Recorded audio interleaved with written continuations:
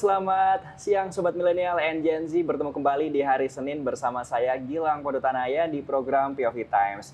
Agak berbeda dari biasanya, kalau biasanya kita hadir dari studio IDN Times. Kali ini kita ada di The Plaza Amphitheater IDN HQ yang bisa dilihat, wah ini biasanya banyak acara yang diselenggarakan di ruangan ini. Dan langsung aja kita langsung sapa ke pemimpin redaksi IDN Times, Mbak Uni Lubis. Selamat siang, Mbak. Siang Gilang, siang juga teman-teman millennials and Gen Z. Apa kabarnya? Semoga sehat. Semoga sehat selalu. Ya. Seperti biasa di POV Times kita akan membahas topik yang sedang hangat diperbincangkan di media sosial dan bagaimanakah sikap maupun POV dari editorial IDN Times termasuk dari Mbak Uni Lubis. Nah, tema yang pertama Mbak yang sedang ramai ini adalah dari Dewan Ketahanan Nasional yang menyampaikan jika LGBT akan masuk di isu strategis tahun 2025. Hal ini juga langsung disampaikan oleh Sekjen Dewan Ketahanan Nasional Laksda TNI TSN B Huta Barat ya dalam rapat bersama Komisi 1 DPR RI. Nah, kalau kita lihat dari topik kali ini Mbak, sebenarnya apa yang bisa Mbak Uni sampaikan dari sudut pandang editorial IDN Times? Ya, terima kasih Gilang dan teman-teman. Rapatnya tanggal 14 November ya. Ini menarik, jadi jarang-jarang sih kita mendengarkan pekerjaannya dari Dewan Ketahanan Nasional ini ya.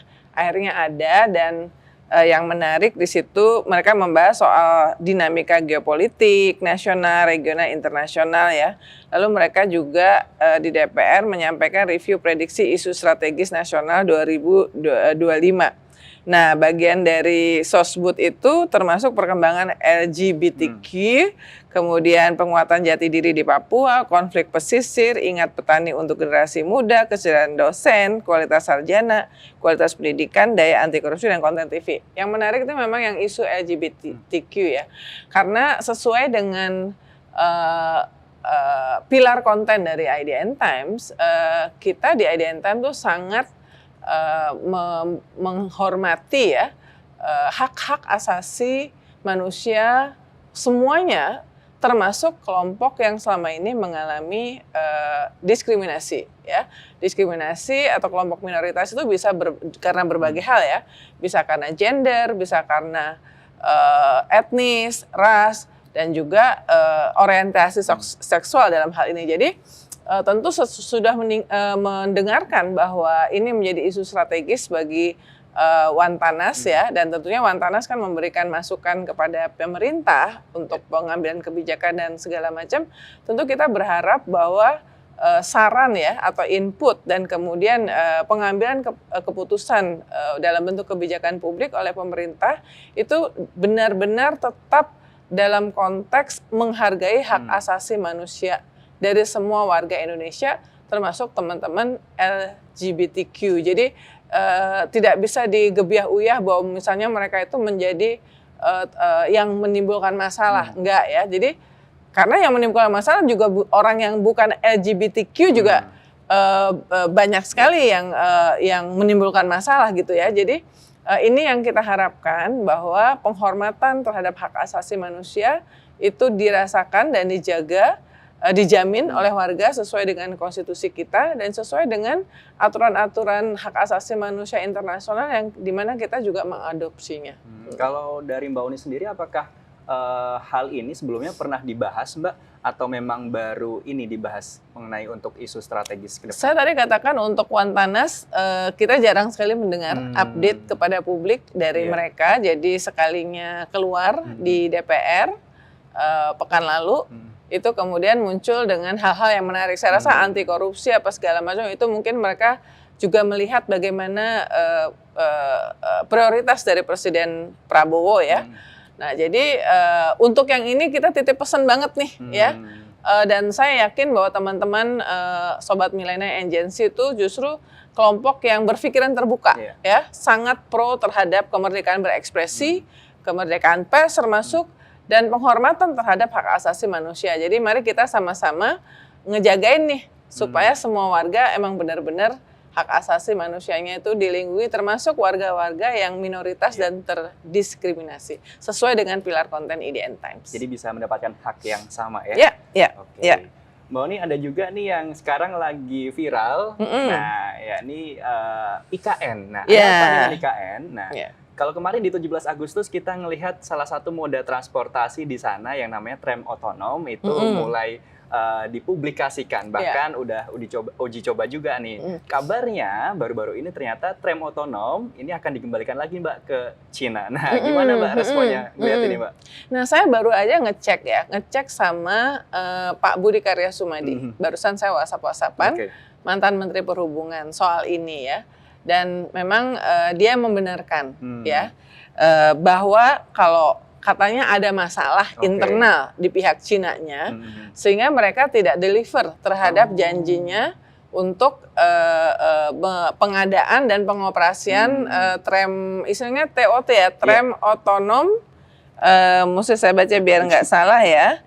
Jadi ini kan baru dalam bentuk proof of concept ya. Jadi ini namanya tram TOT, tram otonom transportasi kali ya. Autonomous. Ya, intinya itulah ya, yang tidak pakai driver ya. Dan maksudnya itu bisa berjalan, berkeliling menjadi moda transportasi di IKN dan itu dibangga-banggakan ketika akan dilakukan upacara 17 Agustusan yang pertama di IKN ya pada tanggal 17 Agustus. Ternyata perkembangan terbarunya kalau di berita kita yang dibuat oleh teman-teman IDN Times itu sebetulnya di minggu pertama November sudah ada tanda-tanda nih. Jadi dikatakan bahwa ada sejumlah kendala teknis ditemui saat uji coba tram otonom di jalanan IKN.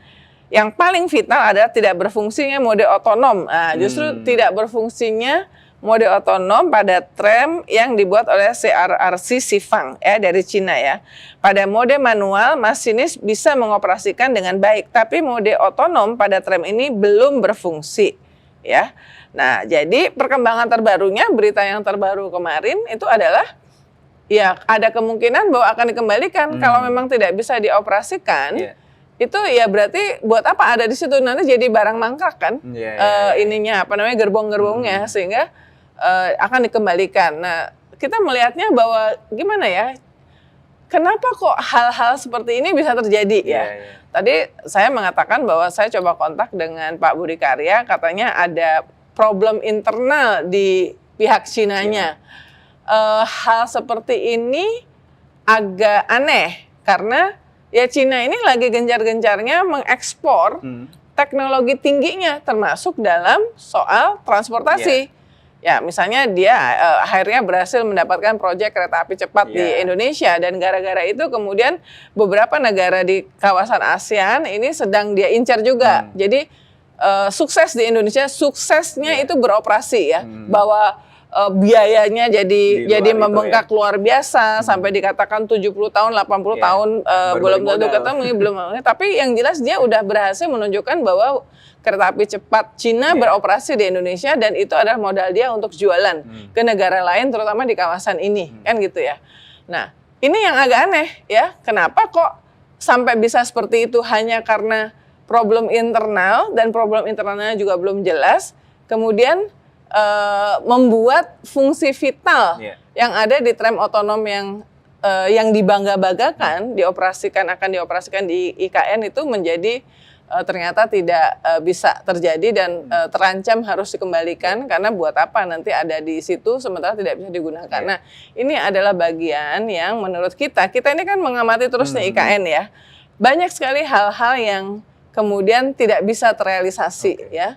Apakah itu memang karena perencanaannya yang kurang mantap ya, terlalu terburu-buru, terlalu ingin show of force ya, ingin pamer bahwa IKN ini nanti seperti ini, seperti ini, ternyata satu persatu itu ya ketahuan bahwa ada masalah. Nah, itu mungkin yang perlu kita sama-sama kawal lah. Karena apa gini, lepas dari segala macam kritik kepada IKN, ini mega proyek yang sudah menyedot luar biasa anggaran dari pemerintah dan itu adalah anggaran dari pajak yang dibayar oleh warga negara. Tentu kita juga tidak ingin bahwa IKN itu akan menjadi proyek yang mangkrak, ya karena berarti udah puluhan triliun udah di sana. Nah, kita berharap bahwa pemerintahan Presiden Prabowo itu betul-betul memperhatikan bahwa bagaimana masa depan dari IKN ini. Jadi mungkin harus ada yang direvisi, harus ada yang dilihat kembali.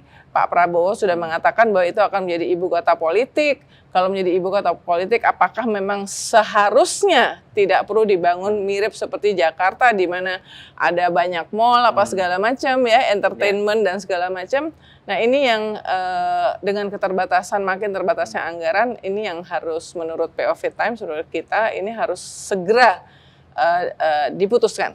Karena termasuk kalau IKN ini bukan salah satu program kerja prioritas bukan program prioritas dari Presiden Prabowo. Artinya ya dari sekarang mesti jelas, kita kalau dibilang bahwa ini adalah akan menjadi ibu kota politik, artinya hanya kantor-kantor yang berkaitan dengan pemerintahan yang ada di sana ya, plus fasilitas pendukung, tapi jangan berpikiran bahwa akan membangun IKN seperti Jakarta. Termasuk untuk Kepres juga Mbak ya, hingga saat ini masih belum, jadi masih di Jakarta statusnya. Mbak Uni, dua topik tadi yang menjadi ramai diperbincangkan. Nah, seperti apakah nantinya topik-topik berikutnya? Tentunya di setiap minggunya akan kami bahas di POV Times. Terima kasih banyak untuk waktunya di hari ini. Kita bertemu kembali di POV Times selanjutnya. Kalau gitu saya Gilang Madutana ya, beserta tim yang bertugas mengucapkan terima kasih beserta pemimpin redaksi IDN Times, kami Mbak Uni Lubis, pamit undur diri. Terima kasih dan sampai jumpa.